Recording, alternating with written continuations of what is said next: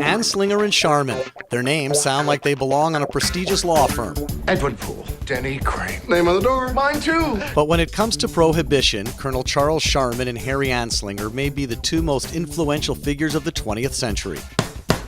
Appointed chief of the Canadian Narcotic Division in 1927, Colonel Charles Sharman will oversee the creation of a massive anti-drug bureaucracy over the next 20 years. In 1930, Harry Anslinger is appointed head of the newly created Federal Bureau of Narcotics by his uncle, Treasury Secretary Andrew Mellon, owner of Mellon Bank. The Treasury Department intends to pursue a relentless warfare against the despicable, dope-peddling vulture who preys on the weakness of his fellow man. Despite opposition from the American Medical Association, Anslinger gets the Marijuana Tax Act passed in 1937. The law is little more than prohibition, masquerading as a tax. Registered cannabis handlers must now pay $1 an ounce. Unregistered handlers, $100 an ounce. That's $1,700 in today's money. Thank you, Federal Reserve.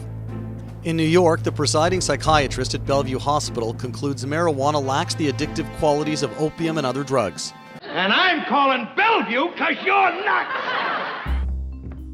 At the request of Mayor LaGuardia, the New York Academy of Medicine conducts a 5-year study which finds that of more than 16,000 criminal offenders, just 67 are marijuana users, and only 6 of them committed violent acts.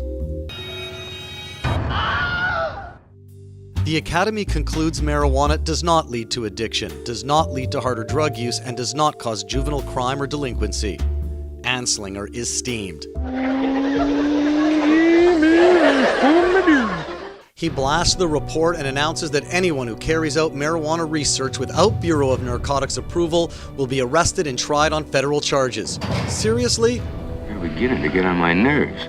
In 1946, Colonel Sharman becomes the first chairman of the United Nations Commission on Narcotic Drugs. He ensures nations are represented by law enforcement rather than public health officials. Together, Sharman and Anslinger push UN treaties to criminalize cultivation and use of cannabis everywhere on Earth. They work so closely they are described by some as soulmates. In the 1950s, Anslinger claims that 50% of young addicts start out smoking marijuana. The gateway theory is born. So why is Harry Anslinger's connection to Andrew Mellon and his banking clients so important? We'll give you 60,000 reasons next week on Growing Pains.